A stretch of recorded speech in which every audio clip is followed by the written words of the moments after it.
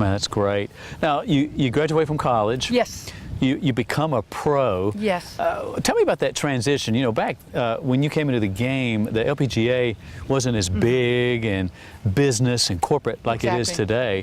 What was that transition like, and who were some of your mentors that were on the tour that kind of took you under their wing and said, Pat, we're going to show you the ropes? Yes. Back in the early 70s, it was very much like a family unit.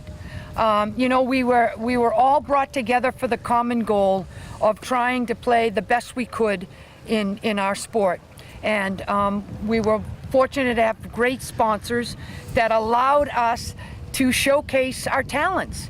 And you know, we worked hard together in getting our sport out there. And you know, it was more family oriented. Today, you know, the kids kind of scatter, and it is big business.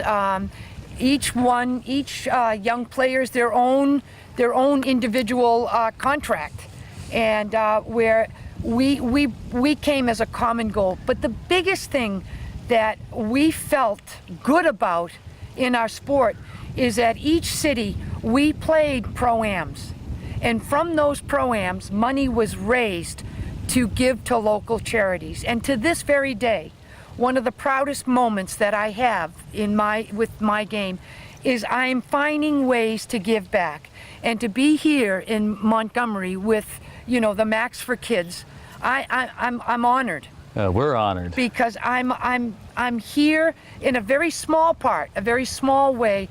I'm here to play and meet people and to give back to what this game has given me, and to try to help other youngsters, you know, get prepared for, you know, bigger things in life. Yeah. You know, a lot of people see star athletes like yourself, and they think that y'all live your lives on the pinnacle, and, you know, and life is great. And but I think it was in the late 80s that you got diagnosed with Graves' disease. I did. How did that change your life? What did you learn about Pat Bradley and life during that recuperation period? I did. I came down with Graves' disease, which is hyperactive thyroid, and your thyroid is right in the front of your neck.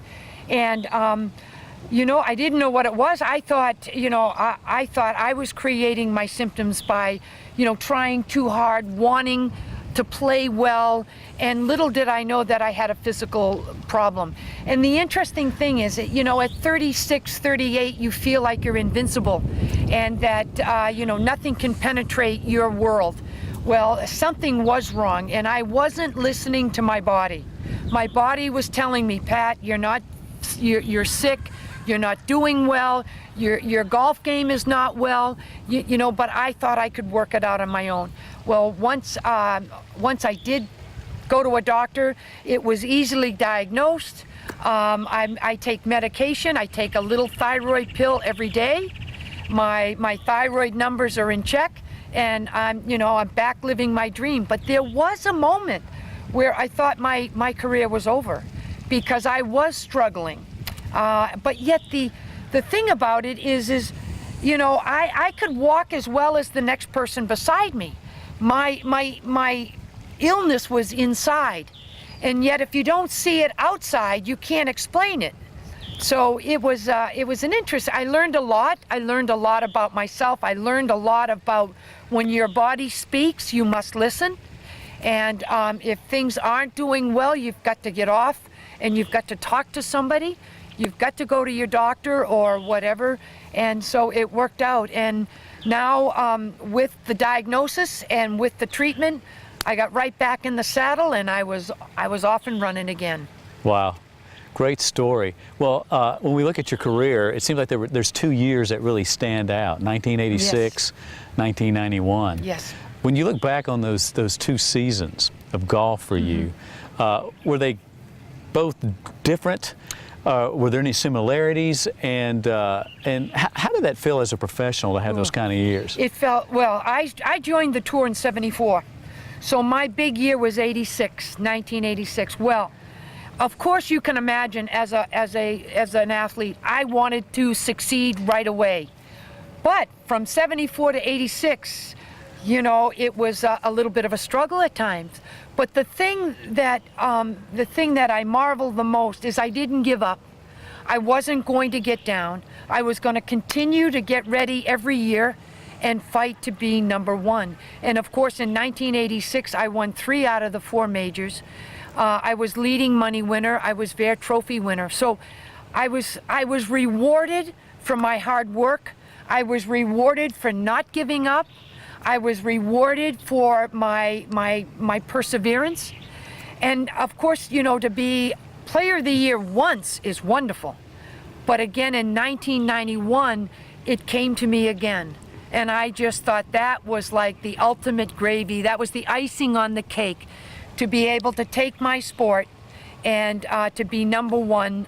It was wonderful. And then, of course, you know, to take my sport to the highest level in achievement, and that's Hall of Fame. It's very rewarding. That's great. You know, as we wind down this this interview with you, Pat, if somebody was to say, Pat, give us one word that describes you, what would that be?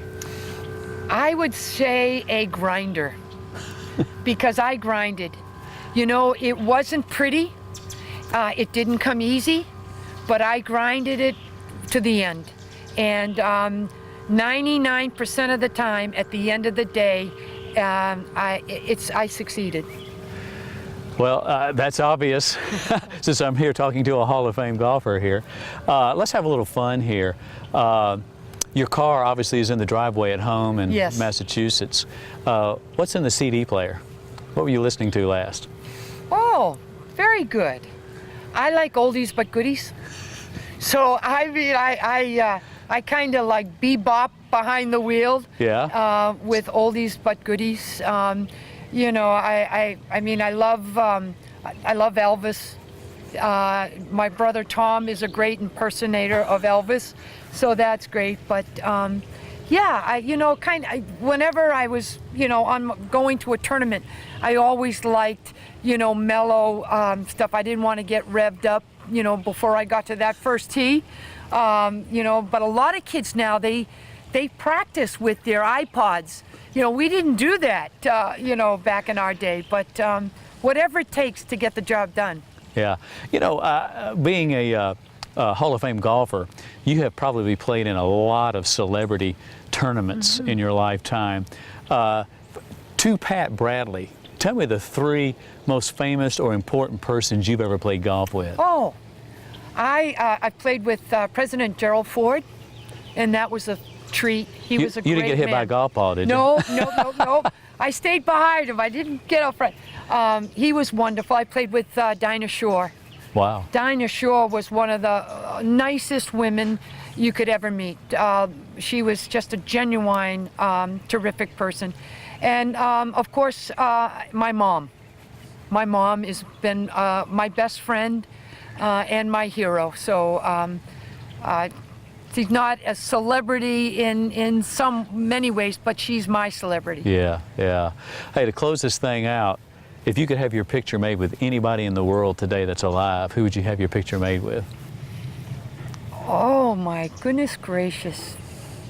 You know, I would love to have my picture taken with Tiger Woods. Tiger Woods. Yes. So you haven't had your picture made with Tiger? No, I've met Tiger's dad.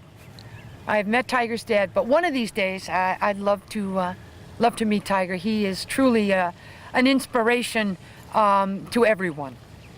Well, great. Well, Pat, thank you so much. You've been incredibly gracious. It's hard to believe you're from New England. You've got all the attributes of a Southern belle. Well, the way you relate to people, you're just so good with people, and we're so blessed to have you here, to be a part of what we do here, to help us raise money for charities here in the River region here in Alabama. And we just want you to know how much we appreciate you being here. Thank you, DJ. Pat. It was great. Thank you for your hospitality. Thank you, Pat.